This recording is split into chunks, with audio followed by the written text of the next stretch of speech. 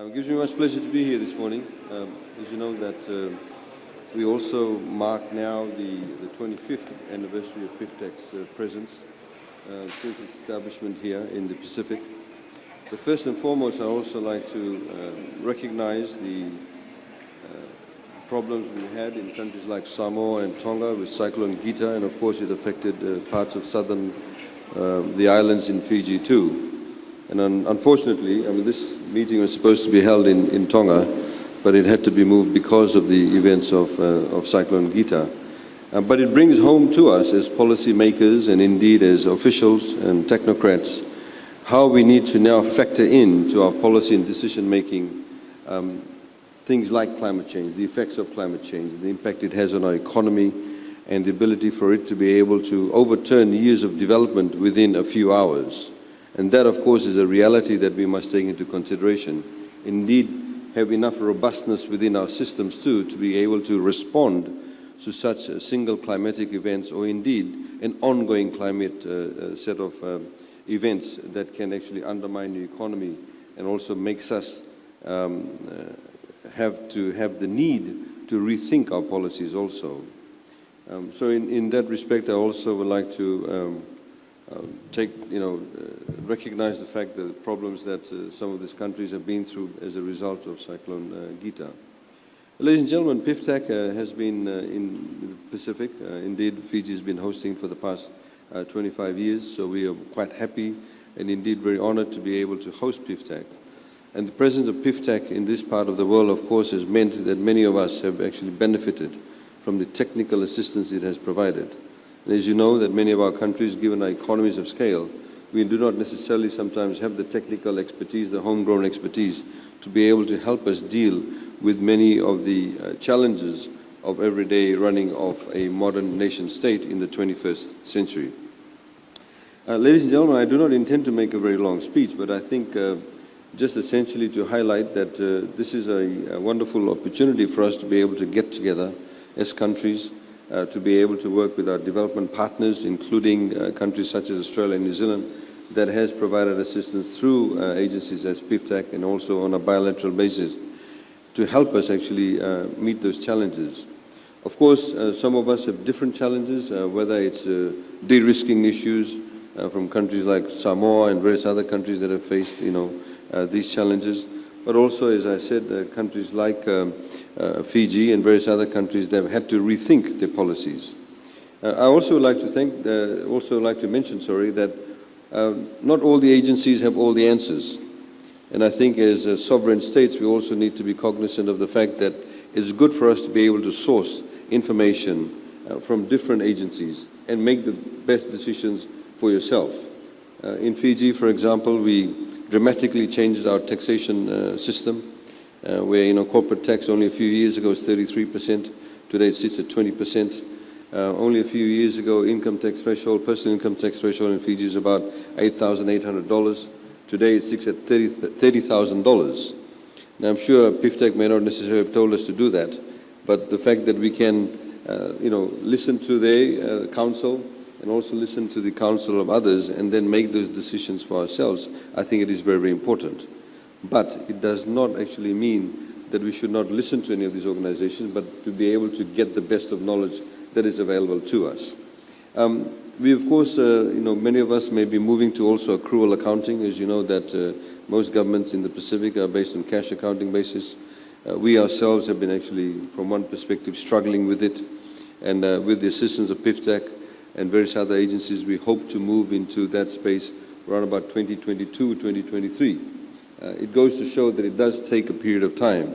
It does require a lot of fortitude, if you like, a lot of patience, and indeed a lot of internal planning.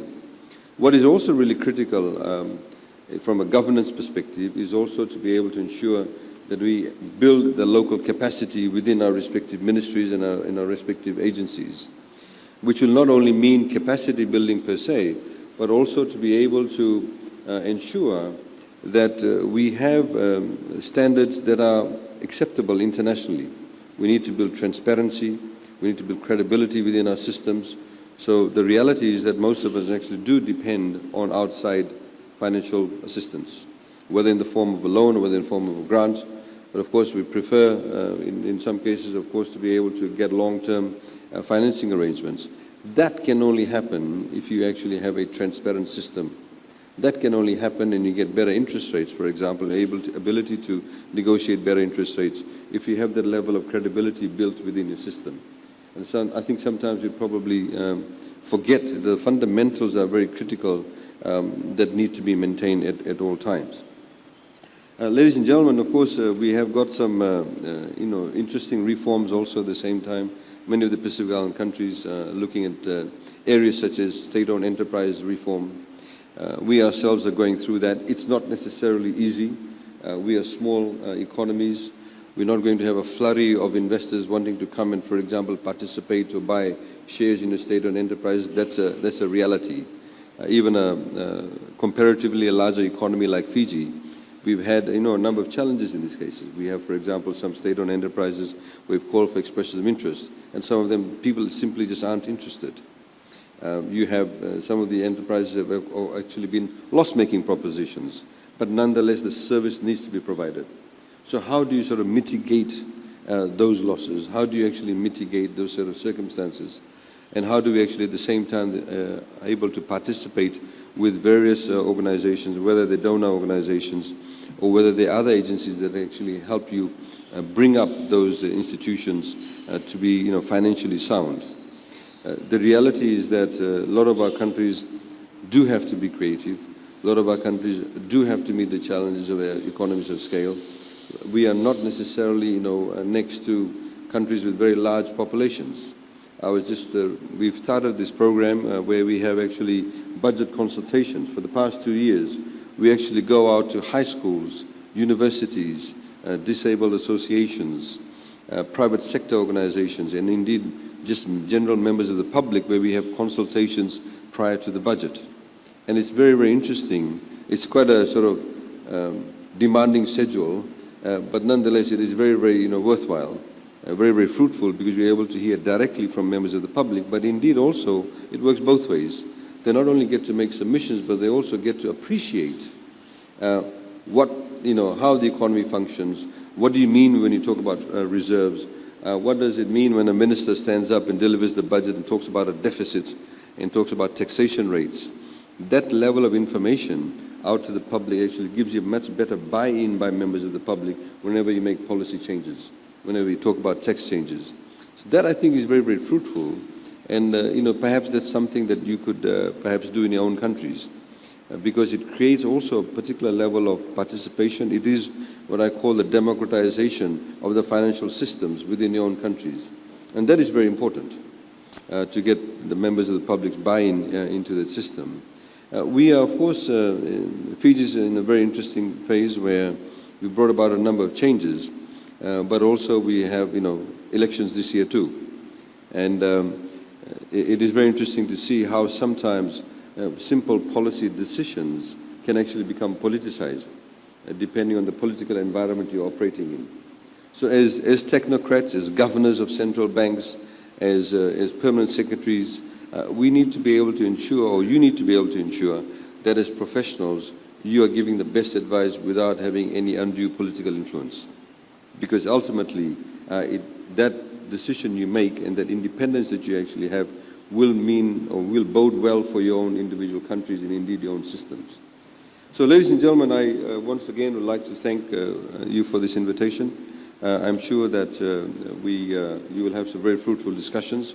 I once again would like to publicly acknowledge and thank PIFTAC for its work over the past 25 years. I understand there's a number of events planned for the entire year to commemorate the 25 years, and we look forward to further collaboration with PIFTAC, and I'm sure all of you, both as individual countries and indeed as a region, would develop those relationships even deeper and further to be able to have a mutually beneficial relationship. And I wish you a good day. Thank you.